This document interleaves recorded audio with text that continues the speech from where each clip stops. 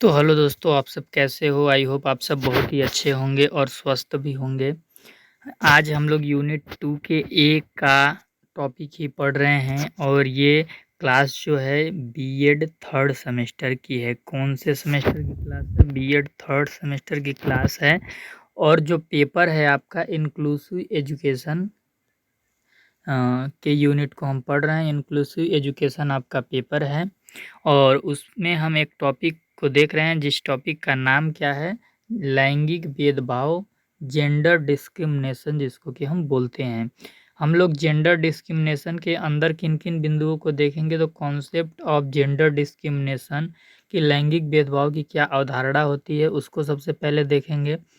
उसके बाद हम देखेंगे जेंडर डिस्क्रिमिनेशन इन एजुकेशन कि शिक्षा में लैंगिक भेदभाव कैसे किया जाता है। अगर शिक्षा में लैंगिक भेदभाव हो रहा है तो उसको कैसे पहचानेंगे।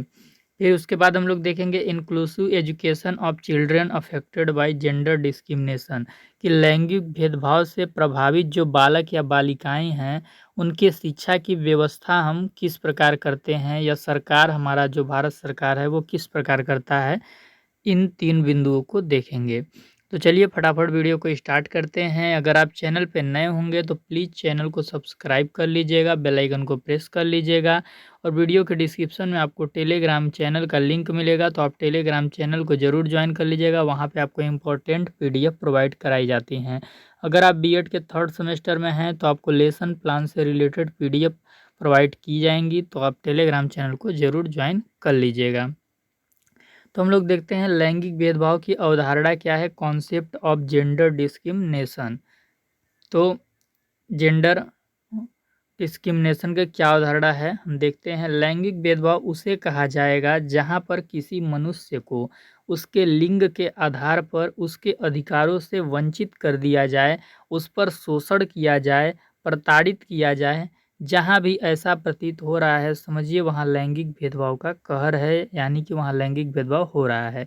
समझिए बड़ी ही आसान तरीके से ये एक समाज है और समाज में आपका क्या है, बहुत सारे मनुष्य होते हैं, ढेर सारे मनुष्य होते हैं।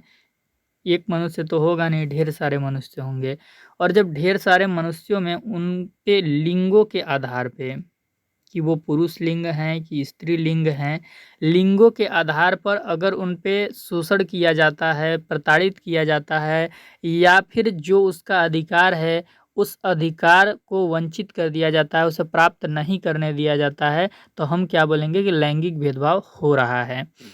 आप उदाहरण में कुछ भी देख सकते हैं, जैसे कि एक हम पुरुष को ही ले लेते हैं कि जो एक पुरुष है उस पे एक ज़िम्मेदारी होती है कि जब उसका विवाह हो जाता है पुरुष का, तो वो लोग 2 लोग हो जाते हैं, एक पुरुष एक स्त्री दोनों हो जाते हैं। पुरुष क्या होता है? पति होता है, स्त्री क्या होती है? पत्नी होती है। तो पुरुष क्या होता है? पुरुष पे एक बर्डन डाल दिया जाता है, एक परंपरागत तौर से बोल दिया जाता है कि घर का जो आर्थिक वहन होगा, जो इकोनॉमिकल स्टेप होगा वो आप सँभालिएगा, पैसे आपको कमाने हैं, घर आपको चलाना है। तो इस प्रकार की जो चीज़ें हैं वो क्या हैं? लैंगिक भेदभाव के अंतर्गत में आ जाएगा कि देखिए पुरुष पैसे कमाने के लिए मतलब बाध्य नहीं है, अगर इच्छा है तो वो कमा सकता है, वरना स्त्री भी क्या है, घर का बाहर का काम कर सकती है, वो भी कहीं पे जॉब कर सकती है, वो भी पैसे कमा सकती है, कोई शॉप पे बैठ सकती है और पुरुष घर का भी काम कर सकता है। तो जब इस प्रकार की लिबरल कंडीशंस जहाँ पे हो तो आप समझिए लैंगिक भेदभाव वहाँ पे नहीं हो रहा है। लेकिन अधिकार फिक्स कर दिए जाते हैं, काम फिक्स कर दिए जाते हैं कि नहीं, अगर तुम स्त्री हो तो तुम्हें घर का खाना ही बनाना है, तुम्हें पढ़ने नहीं जाना है क्योंकि बालक पढ़ते हैं। तो इस प्रकार की जहाँ पे स्थिति पैदा होती है तो हम कहते हैं कि लैंगिक भेदभाव हो रहा है। पहले आप देखे होंगे बालकों को पढ़ने के लिए छूट थी लेकिन बालिकाओं को नहीं थी। तो बालिकाओं का भी पढ़ने का अधिकार है, तो लिंगों के आधार पर उनको उनके अधिकारों से वंचित किया जा रहा था। बालिका का अधिकार था पढ़ना, लेकिन वो स्त्रीलिंग है इसलिए उनको पढ़ने से वंचित रखा जाता था। तो जब हम किसी को लिंग के आधार पर उसके अधिकार से उसको अलग कर देते हैं तो उसको हम लैंगिक भेदभाव कहते हैं। अगर समझ नहीं आएगा तो आप कमेंट कीजिएगा, उतना भी कठिन टॉपिक ये नहीं है। ईज़ी टॉपिक है तो हम ऐसे आराम से समझ सकते हैं इस चीज़ को। लैंगिक भेदभाव को आप कैसे पहचानिएगा कि लैंगिक भेदभाव कहाँ पे हो रहा है, लैंगिक भेदभाव क्या है? तो कुछ इसके सिम्पटम्स हैं, कुछ इसके लक्षण हैं, जिसके आधार पे आप पहचान सकते हैं कि this is a gender discrimination. और इन सिम्पटम्स के माध्यम से आपको हेल्प मिलेगी आइडेंटिफाई करने में कि कहाँ पे जेंडर डिस्क्रिमिनेशन हो रहा है। जैसे कि संवेगात्मक मुद्दा आप देख सकते हैं कि संवेगात्मक मुद्दा लैंगिक भेदभाव के अंतर्गत आता है। महिलाओं के संवेग और पुरुषों के संवेग के आधार पे जस्टिफाई किया जाता है कि जो लड़कियां होंगी शर्माएंगी, खुलकर बात नहीं कर पाएंगी, और जो लड़के होंगे वो ताकतवर होंगे, स्ट्रांग होंगे, कहीं पे बोल लेंगे, लड़ लेंगे। ये सब संवेगात्मक मुद्दा में आप इसे ले सकते हैं। अस्तित्व के मुद्दा भी आपके लैंगिक भेदभाव के अंतर्गत आ जाता है। यदि कोई स्त्री है और वो समाज में अकेली है, उसके आगे पीछे कोई नहीं है, तो समाज उसे बहुत बुरी नज़र से देखता है। चाहे वह थर्ड जेंडर को आप इसमें ले सकते हैं, वो भी अपनी अस्तित्व की लड़ाई कंटिन्यू लड़ता है। तो जो लैंगिक भेदभाव के अंतर्गत अस्तित्व का भी मुद्दा आ जाता है, चाहे फिर एक पुरुष ही ले लीजिए, कोई यहाँ पे बात दे नहीं है, पुरुष का भी शोषण महिलाएं कर सकती हैं। तो किसी का भी शोषण किसी के द्वारा हो रहा है, अगर लिंग के आधार पे हो रहा है, तो वो लैंगिक भेदभाव के अंतर्गत आ जाता है। तो यहाँ पे क्या करते हैं, जो अलग-अलग लिंग के व्यक्ति हैं, अलग-अलग लिंग के जो मनुष्य हैं, वो मनुष्य अपने अस्तित्व की लड़ाई लड़ते हैं कि हम अपने समाज में कैसे रोल प्ले करें। इसके बाद आत्मसम्मान का मुद्दा भी आ जाता है।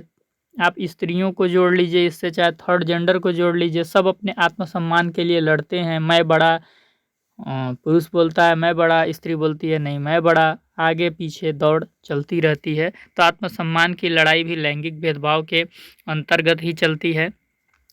इसके बाद क्या है, एक दूसरे के अस्तित्व को बिना भेदभाव के साथ अपनाने का मुद्दा। देखिए, आप स्त्री हों चाहे पुरुष हों, अगर आप दोनों एक दूसरे को बिना किसी भेदभाव के अपना लेते हैं कि भाई पुरुष भी ये मान लेता है कि स्त्री भी हर कुछ काम कर सकती है जो मैं कर सकता हूँ, और स्त्री भी ये मान ले कि पुरुष भी वो सब कुछ कर सकता है जो हम कर सकते हैं, यानी दोनों की आपस में कोई भेदभाव ना रखें, तो लैंगिक भेदभाव खत्म हो सकता है। तो जब एक दूसरे के अस्तित्व के मामले में भेदभाव किया जाता है, तो वहाँ पे भी लैंगिक भेदभाव दिखता है। ये चीज़ आप ध्यान रखिएगा। ज़्यादा होने का मुद्दा मतलब ये समझ लीजिए, स्त्री अपने हक की लड़ाई लड़ती है कि समाज में मैं सबसे ज़्यादा मेरी भूमिका हो। पुरुष अपने हक की लड़ाई लड़ता है कि समाज में सबसे ज़्यादा रोल प्ले हम करें, हमारा अस्तित्व बना रहे, पित्तात्मक सत्ता बना रहे। उसी प्रकार स्त्री भी चाहती है मात्रात्मक सत्ता बना रहे। तो ये चीज़ें मिटाना होगा, दोनों को क्या करना होगा, इक्वल। जहाँ पे स्त्री का रोल प्ले होना है वहाँ स्त्री अपना रोल प्ले करे, जहाँ पे पुरुष अपना रोल प्ले कर सकता है या कर रहा है, वहाँ पे अपना पुरुष रोल प्ले करेगा। तो इसमें कहीं कोई लड़ाई नहीं होनी चाहिए। इसके बाद क्या है, परिधि उचित अधिकार का मुद्दा। परिधि यानी उचित अधिकार का मुद्दा क्या है कि पहले तो आप ऐसे समझिए कि हम किसी का जो अधिकार है उसका भी मुद्दा है। जैसे स्त्री का अधिकार क्या है, पढ़ना चाहती है वो शॉप भी खोल सकती है, कोई बिज़नेस में जा सकती है, कहीं कोई जॉब कर सकती है, तो उसको उसका जो अधिकार है, उसकी जो परिधि है, जिस सीमा में जाके वो अपना विकास करना चाहती है, उसके विकास की लड़ाई, उसके अधिकार की लड़ाई लैंगिक भेदभाव के अंतर्गत आ जाती है। ये चीज़ आपको समझना है। इसके बाद लैंगिक भेदभाव की जब भी हम बात करते हैं तो इसमें 3 प्रकार के तत्व शामिल हो जाते हैं। एक तो पुरुष जिसको कि हम बोलते हैं पुरुष लिंग, एक तो महिला जिसको हम बोलते हैं स्त्रीलिंग, या और एक थर्ड जेंडर जिसे कि हम ट्रांसजेंडर बोलते हैं। तो जब भी हम जेंडर डिस्क्रिमिनेशन की बात करते हैं तो उसमें ये तीनों चीज़ें इंक्लूड हो जाती। तो आप समझ जाइए कि इन 3 तत्वों की हम बात कर रहे हैं, पुरुष, महिला, थर्ड जेंडर। इनके अधिकार जो हैं इनको बराबर समान रूप से मिलें, कोई भी किसी से आगे पीछे यानी अपने अस्तित्व की लड़ाई न लड़े, सभी का अस्तित्व जो हो बैलेंस में हो, तो हम समझ सकते हैं कि वहाँ पे लैंगिक भेदभाव नहीं है। तो ये आप समझ सकते हैं, इस पे ज़्यादा समझने वाला जैसा कोई यहाँ पे है नहीं चीज़। अब हम देख लेते हैं शिक्षा में लैंगिक भेदभाव क्या है, यानी कि एजुकेशन में जेंडर डिस्क्रिमिनेशन किस प्रकार से होता है। तो सिंपल सा बात है कि देखिए, जब भी हम एजुकेशन में लैंगिक भेदभाव की बात करते हैं तो मतलब कि लिंगों के आधार पर जब हम किसी को पढ़ने से रोक देते हैं कि कोई थर्ड जेंडर है तो वो पढ़ नहीं सकता, या फिर कोई स्त्रीलिंग है तो वो पढ़ नहीं सकती, तो जब हम ऐसा करते हैं तो समझिए शिक्षा में ये लैंगिक भेदभाव हो रहा है ये चीज़। जब किसी मनुष्य को उसके लिंग के आधार पर शिक्षा के समान अवसर से उसे वंचित कर दिया जाए तो हम कह सकते हैं कि शिक्षा में लैंगिक भेदभाव का प्रभाव है। वही चीज़ मैंने बताया कि जब किसी मनुष्य को उसके लिंग के आधार पर जो शिक्षा के समान अवसर उसे मिलने चाहिए थे, वो मिलने से हम रोकते हैं या समाज रोकता है, तो समझ सकते हैं कि शिक्षा में लैंगिक भेदभाव का प्रभाव पड़ चुका है। ये चीज़ आप देख सकते हैं। और देखिए, मैं आपको एक स्ट्रक्चर के द्वारा बहुत ही अच्छे से चीज़ों को समझा दे रहा हूँ। ये हमारा देश है, क्या है हमारा देश। हमारे देश में लंबे समय का मतलब क्या है, वैदिक काल, बौद्ध काल, मुस्लिम काल, ब्रिटिश काल, ये लंबे काल में क्या है, स्त्रियों की स्थिति काफ़ी दयनीय रही, स्त्रियों को शिक्षा लेने से रोका गया। आप देख सकते हैं कि हमारे देश में लंबे समय से महिलाओं की बड़ी संख्या को शिक्षा से दूर रखा गया, महिलाओं को क्या किया गया, पढ़ने से दूर रखा गया। वैदिक काल में आप देख सकते हैं वेदों का अध्ययन करने के लिए स्त्रियों को वर्जित था, वो वेदों का अध्ययन नहीं कर सकती थी, शास्त्रार्थ नहीं कर सकती थी।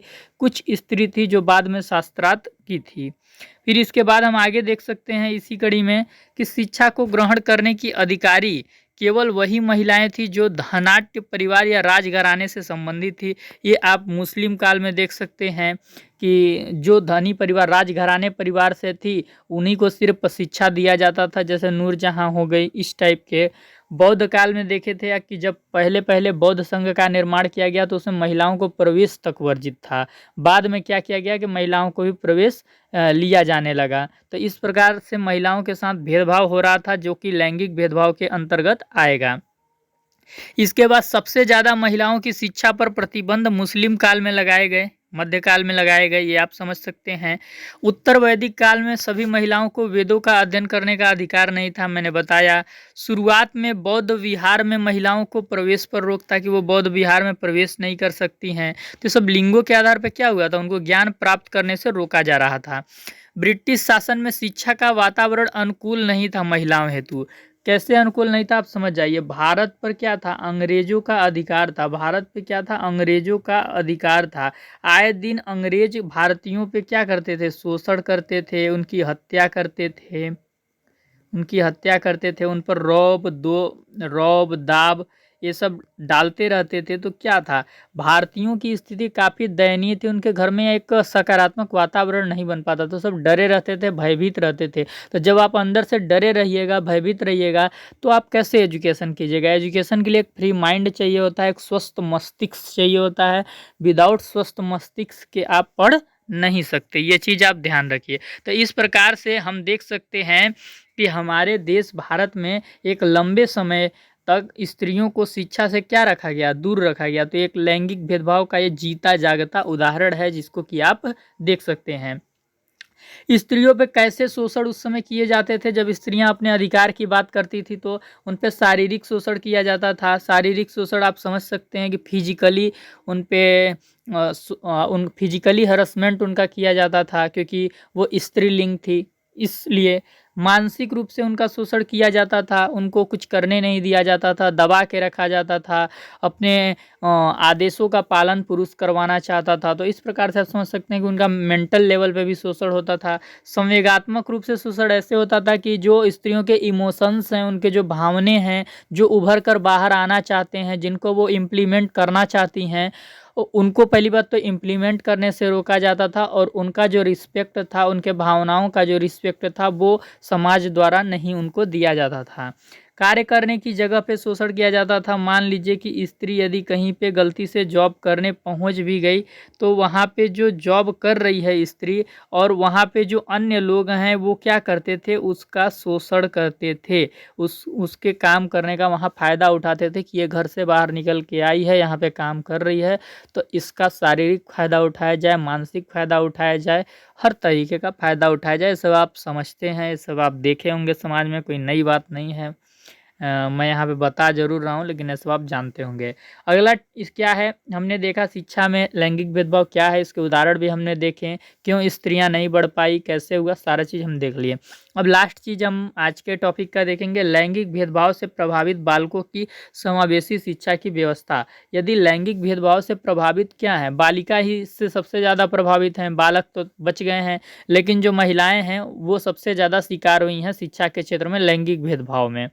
लैंगिक भेदभाव के चलते उनको शिक्षा से डायरेक्ट ही दूर रख दिया गया है। तो अगर अब हमें उनके शिक्षा की व्यवस्था करना है, हम चाहते हैं कि इंक्लूसिव एजुकेशन हो जिसमें बालक बालिकाओं में कोई भेद न किया जाए, जितनी अपॉर्चुनिटी हम बालक को देना चाहते हैं उतनी ही अपॉर्चुनिटी हम बालिकाओं को भी दें, तो उनके लिए इंक्लूसिव एजुकेशन का क्या स्ट्रक्चर होना चाहिए ये हम देखेंगे। तो ये हम अपने हिसाब से भी समझ सकते हैं क्या हो सकता है कि भाई निःशुल्क शिक्षा दें, पाठ्य पुस्तक से लेके ड्रेस से लेके विद्यालय में शौचालय हर चीज़ की व्यवस्था हो, स्कॉलरशिप की व्यवस्था हो, आवास की व्यवस्था हो, विभिन्न प्रकार के कार्यक्रम चलाए जाएँ स्त्री शिक्षा के जागरूकता को लेकर, इनरोलमेंट दर बढ़ाने के लिए विभिन्न प्रकार के कार्यक्रम चलाए जाएँ और उनको अलग प्रकार से कोई धनराशि भी दी जाए। तो ये सब कार्यक्रम क्या होगा, स्त्री शिक्षा को मजबूत करने के लिए कारगर साबित होगा। हम अलग से बालिका विद्यालय की स्थापना भी कर सकते हैं, लेकिन क्या होगा वो इंक्लूसिव एजुकेशन में नहीं आ पाएगा। तो यहाँ पे अगर हम इंक्लूसिव एजुकेशन को लेते हैं तो क्या होगा कि बालक और बालिकाओं में जो खाई है उस खाई को पाटने के लिए जो जो तत्व जरूरी हैं वो हमें करने होंगे। पहली बात तो सुरक्षात्मक वातावरण हमें देना होगा, क्योंकि सुरक्षात्मक भय से ही क्या होता है अलग बालिका विद्यालय की मांग की जाती है। तो इन सभी कारणों को हमें क्या करना होगा, शासन के द्वारा, प्रशासन के द्वारा नीतियाँ लाकर, पॉलिसीज लाकर इन्हें मेंटेन करना होगा। तो अगर हम इंक्लूसिव एजुकेशन की व्यवस्था की बात करें कि लैंगिक भेदभाव से प्रभावित, तो इसके लिए कुछ सजेशंस आए हैं कुछ कमेटियों के द्वारा, जिनको कि हम देख सकते हैं, एग्जाम में लिख सकते हैं। सबसे पहला है वुड का घोषणा पत्र, जो कि 1854 में आया था। इस समय हमारा देश आज़ाद नहीं हुआ था। उस समय स्त्री शिक्षा के लिए कुछ घोषणाएँ की गई कि बालिका विद्यालय जो हैं अलग से, जी हाँ, बालिकाओं को पढ़ाया जाता है, उनको विशेष प्रकार के फंड दिए जाएँ, अनुदान दिए जाएँ। स्त्री शिक्षा हेतु सहयोग प्रदान करने वाले व्यक्तियों को प्रोत्साहन दिया जाए कि भैया जो व्यक्ति समाज में स्त्री की शिक्षा के लिए कार्य कर रहा है उसको एक प्रोत्साहन मिले, उसको और आगे बढ़ाया जाए, ताकि इस प्रकार के जो कार्यक्रम हैं और होते रहें। इसके बाद हम हंटर आयोग को देख सकते हैं, जो 1882 में आया था। ये भी आपके स्वतंत्रता से पहले आया था। इसमें महिला शिक्षा के निःशुल्क व्यवस्था की बात की गई, निर्धन बालिकाओं को छात्रवृत्ति देने के लिए बात की गई, छात्रावास की व्यवस्था की बात की गई, बालिका विद्यालयों को अनुदान देने की बात की गई, और इसके बाद बालिका विद्यालयों में महिला शिक्षक की व्यवस्था की। जो बालिका विद्यालय हैं उसमें महिला ही पढ़ाने के लिए रहे और महिला शिक्षिका बन जाए, इसके लिए बीएड और बीटीसी के अलग से महिलाओं के लिए कॉलेज भी खोले जाएँ, जहाँ पे सिर्फ महिलाओं को एडमिशन मिले। तो आप देख सकते हैं कि अभी बीएड के ऐसे कई कॉलेज हैं जहाँ पर सिर्फ महिलाओं को प्रवेश मिलता है, यानी कि गर्ल्स को प्रवेश मिलता है। जैसे कि आप देख सकते हैं वसंता वुमेन कॉलेज है आपका, वसंता वुमेन कॉलेज है आपका। ये किससे अफिलेटेड है, CCSU से है, चौधरी चरण सिंह यूनिवर्सिटी से। तो इस प्रकार से आप इसमें और क्या बोला गया है, इन विद्यालयों के निरीक्षण हेतु भी महिला निरीक्षकों की व्यवस्था की जाए, यानी पूरा महिला स्ट्रक्चर को ये तैयार कर रहा है कि महिला के लिए अलग से विद्यालय हो, उसमें पढ़ाने वाली भी महिला हो, महिला शिक्षिका बने इसके लिए भी विश्वविद्यालय हो, और इन विश्वविद्यालयों या विद्यालयों की देखरेख के लिए जो निरीक्षक हों शिक्षा कार्यालय में, वो भी महिला हो। तो आप समझ सकते हैं, यानी कि एक तरफा मतलब इसका सोच क्या है कि अगर महिलाओं को आगे बढ़ाना है तो हमें महिलाओं का पार्टिसिपेशन समाज में बढ़ाना होगा। ये चीज़ें अपने तरफ से कहना चाहता है। स्थानीय निकायों की बालिकाओं की प्राथमिक शिक्षा की व्यवस्था के लिए निश्चित धनराशि तय प्रदान करना एवं बालिका विद्यालय की अलग व्यवस्था वही चीज़ है। इसके बाद आप राधा कृष्णन आयोग को देख सकते हैं, इसे ही हम विश्वविद्यालय आयोग भी कहते हैं, जो कि 1948 से 1949 के बीच में आया। इसने क्या बोला कि स्त्रियों के लिए सुविधाओं का हमें विस्तार करना होगा। अगर स्त्री को हम शिक्षित करना चाहते हैं तो पाठ्यक्रम का पुनः निर्माण हमें करना होगा, क्योंकि पाठ्यक्रम में पहले बहुत ज़्यादा रूढ़िवादिता हैं, बायस्ड हैं, जेंडर बायस्ड हैं। सुयोग गृहिणी तथा सुमाता में दक्षता पे इसने जोर दिया, जिसकी आलोचना की गई। इसने क्या बोला कि जो महिलाएं हैं वो घर के काम में दक्ष होनी चाहिए, अपने बच्चों की देखभाल करने में दक्ष होनी चाहिए, जिसका आलोचना किया गया कि ये हम क्या कर रहे हैं, महिलाओं को बांध दे रहे हैं। तो आप अपना विचार दे सकते हैं। ये हालाँकि राधा कृष्ण आयोग के सजेशंस हैं, मैं जो आपको बता रहा हूँ, मेरा इसमें कहीं कोई अपना विचार नहीं है। इन्होंने ये भी बोला कि समान कार्यों के लिए समान वेतन दिया जाए, कि यदि पुरुष और स्त्री कोई जॉब कर रहे हैं तो उनके जो सैलरी हो वो क्या हो, समान हो। समान कार्य के लिए समान वेतन पर इन्होंने जोर दिया। अगर आप आगे कोई कॉम्पिटिशन्स एग्ज़ाम देना चाहते हैं तो ये सब आपके लिए बहुत हेल्पफुल होगा। राष्ट्रीय शिक्षा नीति को इसमें हम विशेष रूप से देखेंगे, क्योंकि ये बहुत ही इम्पोर्टेंट है। एनईपी 1986 नेशनल एजुकेशन पॉलिसी द्वितीय है आपका। इसमें मेन मैं आपको बता दे रहा हूँ, इसके बाद मैं आपको ये एक्सप्लेनेशन पे चलूँगा। मेन इसमें क्या किया गया कि 1 से 8 तक बालिकाओं को पढ़ाने पे जोर दिया गया, कि 1 से 8 तक में जितने भी बालक बालिकाएं दोनों हैं, इनमें किसी भी प्रकार का भेदभाव ना हो। इनके शिक्षा की समस्त व्यवस्था निःशुल्क की जाए। ग्रामीण अंचल पर्वतीय इलाकों में इनके लिए अलग से विद्यालय खोले जाएं, जहाँ पे एसटी एससी गरीब जो बालक बालिकाएं हैं दोनों पढ़ सकें। यानी कि आप समझ सकते हैं कि 1986 में यशस्वी सर्व शिक्षा अभियान को इम्प्लीमेंट करने के लिए काफ़ी जोर दिया गया, और इसमें यह भी ध्यान दिया गया कि इसमें बालक बालिकाएं अलग न हो पाए, दोनों को समान रूप से अवसर प्राप्त हो, और बालिकाओं का जो एनरोलमेंट रेट है उसको बढ़ाने के लिए विभिन्न तरीके के कार्यक्रम चलाए जाएं, और विभिन्न प्रकार की योजनाएं बनाई जाए। घर घर जाकर जो बच्चियां नहीं पढ़ने के लिए, जो उनके माता पिता पढ़ने के लिए नहीं भेज रहे हैं, उनको पढ़ने के लिए बोला जाए, और जो माता पिता अपने बच्ची को नहीं पढ़ाएंगे उन पर कानूनी कार्यवाही भी की जाएगी। इस प्रकार के कार्य एनईपी 1986 में बोले गए। बहुत ही अच्छा चीज़ ये इम्प्लीमेंट भी है, और इसका प्रभाव भी देखने को मिला है। इसमें पहला चीज़ क्या है, पूर्ण रूप से सभी बालिकाओं को निःशुल्क शिक्षा, मैंने बताया ही, आप देखते भी होंगे 8 तक आपको सारी चीज़ें फ्री मिलती हैं। इसके अंतर्गत सरकारी एवं गैर सरकारी विद्यालयों को भी रखा जाए, एवं गैर सरकारी विद्यालयों में प्रवेश के लिए एक निश्चित प्रतिशत तय किया जाए, कि जो प्राइवेट कॉलेज हैं उनमें फ़ीस क्या हो, एक लिमिटेशन हो कि इससे अधिक आपको फ़ीस नहीं लेना है, जिन पर सिर्फ महिलाओं को प्रवेश दिया जाए। यानी कि प्राइवेट कॉलेज में भी कुछ सीट ऐसे रखा जाए जिन पे कि वो कम फीस पे एडमिशन लेंगे। इसके बाद क्या बोला गया कि बालिकाओं की शिक्षा के लिए उचित साधन व्यवस्था हो, शौचालय हो, मतलब विद्यालय में जो स्ट्रक्चर होता है वो सारे हों, जिनसे कि बालिकाएं वहाँ पे अनुकूल रह सकें। बालिकाओं के साथ विद्यालयों में किसी भी प्रकार का भेदभाव न हो, चाहे वो लैंगिक भेदभाव हो, चाहे सामाजिक भेदभाव हो, चाहे जाति के नाम पे, चाहे धर्म के नाम पे, किसी भी प्रकार का भेदभाव न हो। समय समय पर विद्यालय स्तर पर आयोजित प्रतियोगिताओं में भाग लेने हेतु उन्हें प्रोत्साहित किया जाए, जैसे कि रेस दौड़ प्रतियोगिता होता है, आप देखे होंगे, कबड्डी प्रतियोगिता होता है। तो खेल कूद से रिलेटेड प्रतियोगिताएं हों, चाहे फिर कोई रचना से संबंधित प्रतियोगिता हो, तो उसमें बालक बालिकाओं दोनों को समान रूप से भाग लेने के लिए प्रोत्साहित किया जाए। परिवारों में बालक बालिकाओं में किसी भी प्रकार का भेदभाव न करना। जो परिवार अपने बालक और बालिकाओं में भेदभाव करके बालिकाओं को स्कूल जाने से रोक रहा होगा, तो एनईपी 1986 में ये भी बोला गया कि उनको घर जाके हमें पकड़ना है, और उनको यहाँ पे हम विद्यालय में एडमिशन उनको इनरोल्ड कराना है। परिवारों के सदस्यों को चाहिए कि बालिकाओं की शिक्षा व्यवस्था उनकी रुचि क्षमताओं के अनुरूप करने का प्रयास करें, कि बालिका या बालक की जैसी रुचि है उसके अनुसार उसके माँ बाप उसको शिक्षा प्रोवाइड करने का काम करें। निर्धन परिवार से आने वाली बालिकाओं को सहानुभूतिपूर्ण वातावरण प्रदान किया जाए। जो गरीब परिवार से जो बालिका पढ़ने के लिए आएंगी उनको एक कंफर्टेबल इन्वायरमेंट प्रदान करने का काम करेंगे हम लोग, कौन, भारत सरकार करेगी, ये चीज़ बोला गया। इसके बाद काठौरी आयोग बहुत ही इम्पोर्टेंट है। यदि आप लैंगिक भेदभाव को देखते हैं और स्त्री शिक्षा की बात करते हैं, तो काठौरी आयोग काफ़ी इम्पोर्टेंट है, जो कि इम्प्लीमेंट आपका हुआ एनईपी 1986 में। और कैसे इम्प्लीमेंट हुआ, बालक बालिकाओं के लिए प्रोफेशनल कोर्स चलाया गया, व्यावसायिक शिक्षा सेकेंडरी लेवल पे चलाई गई, जिससे कि बालिकाएं सिलाई कढ़ाई ये सब सीख सकें।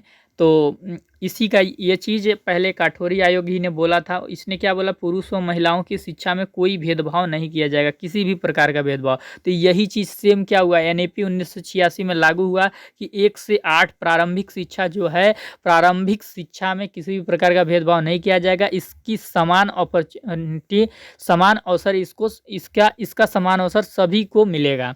दूसरा इसमें क्या बोला गया, स्त्री शिक्षा के क्षेत्र में विज्ञान व तकनीकी शिक्षा की विशिष्ट व्यवस्थाएं की जाएंगी। बालिकाओं को भी मैथ्स पढ़ने के लिए, विज्ञान पढ़ने के लिए प्रोत्साहित किया जाएगा। प्रोफेशनल कोर्स उनके लिए चलाए जाएंगे। तो ये सारी चीज़ कोठारी आयोग में बोली गई थी, जो कि एनईपी 1986 में इम्प्लीमेंट की गई। तो इस प्रकार से हमने देखा कि लैंगिक भेदभाव क्या है। हमने लैंगिक भेदभाव जाना कि भैया लिंगों के आधार पे अगर हम किसी को उसके अधिकारों से वंचित कर रहे हैं तो वो लैंगिक भेदभाव होगा। लैंगिक भेदभाव के हमने सिम्टम्स जाने, लक्षण जाने कि संवेगात्मक मुद्दा को भी ध्यान रखना होता है, अस्तित्व के मुद्दे की लड़ाई है, आत्मसम्मान के मुद्दे की लड़ाई है, एक दूसरे के अस्तित्व को बिना भेदभाव के साथ अपनाने की लड़ाई है, ज़्यादा होने की लड़ाई है, और उचित अधिकार को पाने की लड़ाई है। और जब भी हम लैंगिक भेदभाव की बात करते हैं तो पुरुष, महिला, थर्ड जेंडर की हम बात करते हैं। ये चीज़ हमने देखा। फिर हमने देखा कि शिक्षा में लैंगिक भेदभाव क्या होता है। जब हम किसी को लिंगों के आधार पर शिक्षा से रोक देते हैं, हमारे देश में एक लंबे समय तक कैसे लिंगों के आधार पर शिक्षा से दूर रखा गया स्त्रियों को, हमने वो उदाहरण देखा। लैंगिक भेदभाव से जो प्रभावित बालक हैं या बालिका हैं, इनके अगर हमें समावेशी शिक्षा की व्यवस्था करनी है तो हम कुछ आयोग के सुझावों को हमने देखा। वुड का घोषणा पत्र, हंटर आयोग हमने देखा, और इसके बाद हमने राधा कृष्णन आयोग देखा। एनईपी 1986 को भी हमने थोड़ा सा देखा, जिससे कि हमारे माइंड में एक कॉन्सेप्ट बन पाया कि उनके शिक्षा की व्यवस्था में करनी होगी तो कैसे हम करेंगे। काठोरी आयोग के भी सजेशंस को हमने देखा। तो आई होप इस क्वेश्चंस का आंसर लिखने में आपके लिए इतना मटेरियल काफ़ी होगा। यदि आपको वीडियो समझ में आ गया होगा तो आप चैनल को सब्सक्राइब कर लीजिएगा। कमेंट करके ज़रूर बताइएगा कि वीडियो कैसा लगा, आपको चीज़ें समझ में आई कि नहीं आई।